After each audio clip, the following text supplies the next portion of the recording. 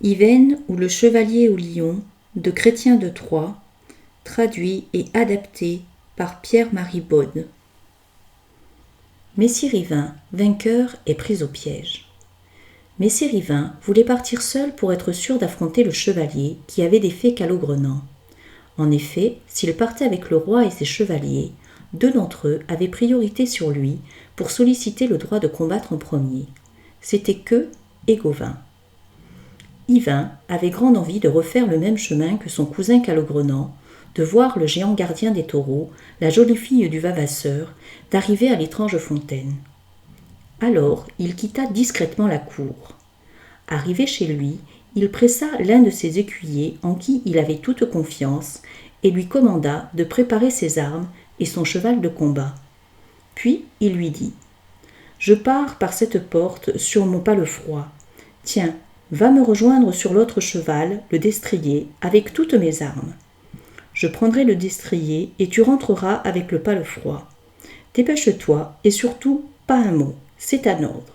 Sinon, il t'encuira. » « Soyez tranquille, seigneur, répondit l'écuyer, personne n'en saura rien. Partez, je vous rejoins. Tout se passa comme prévu.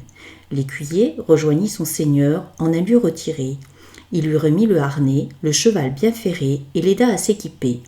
Puis il rentra au logis sur le palefroid, tandis qu'Yvain partait sans s'attarder sur son cheval de combat. Il lui fallut chevaucher plusieurs jours durant par monts et par vaux.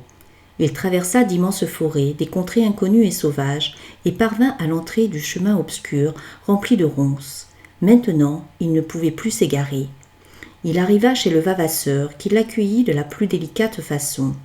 Yvain passa une soirée délicieuse grâce à son hôte et à sa fille dont la beauté et l'intelligence lui parurent 100 fois supérieures à ce qu'avait compté Calogrenant.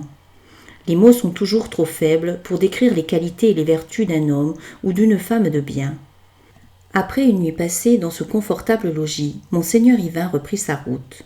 Le géant qui gardait les taureaux lui indiqua le chemin. Yvain fut tant impressionné qu'il fit plus de 100 fois le signe de croix. Comment nature pouvait-elle produire créatures aussi laides et aussi repoussantes ?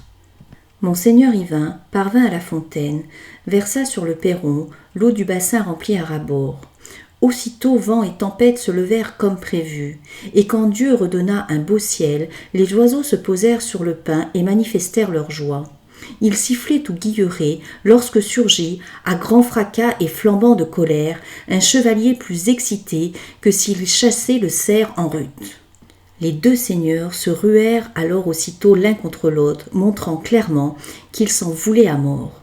Chacun a une lance rigide et solide. Ils se portent des coups d'une telle violence que leurs haubers perdent leurs mailles d'acier et que leurs lances explosent en 1000 morceaux. Chacun sort son épée, et les coups pleuvent si drus que les boucliers se transforment en lambeaux. Alors, chacun porte ses coups d'épée à l'épaule, à la poitrine, à la hanche de son adversaire, mais sans jamais chercher à blesser les chevaux.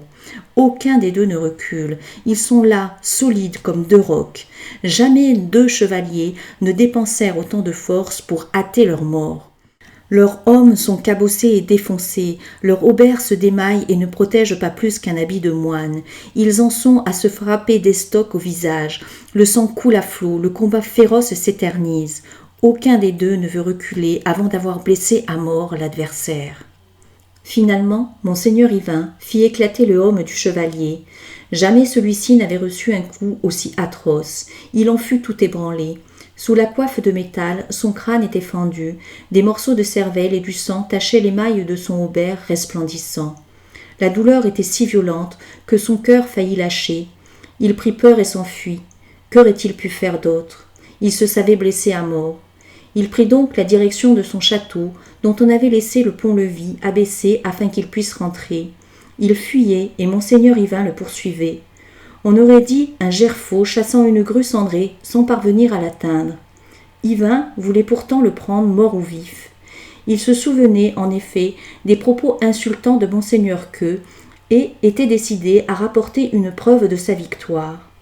Yvain pénétra dans le château juste derrière le chevalier. Il n'y avait personne dans les rues. Arrivé au palais, le chevalier s'engouffra par la porte et Yvain parvint, en se penchant sur l'avant, à l'agripper par la selle. Mais le passage n'était fait que pour un seul cheval à la fois. Soudain, le destrier divin mit le pied sur un système de contrepoids qui déclencha le mécanisme d'un piège diabolique. Tel un diable surgit de l'enfer, une porte coulissante, tranchante comme un couperet, tomba d'en haut et coupa en deux la selle et le cheval au niveau de la croupe.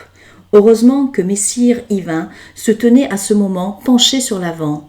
Seuls ses éperons furent tranchés net, au ras des talons. Le chevalier, lui, s'était enfui par une deuxième porte qui se referma aussitôt. Privé de monture, Yvain se trouva pris au piège. Il était enfermé dans une salle aux voûtes et aux murs superbement décorés. Impossible de s'échapper. On n'allait pas tarder à lui faire payer cher sa victoire sur le chevalier maître des lieux.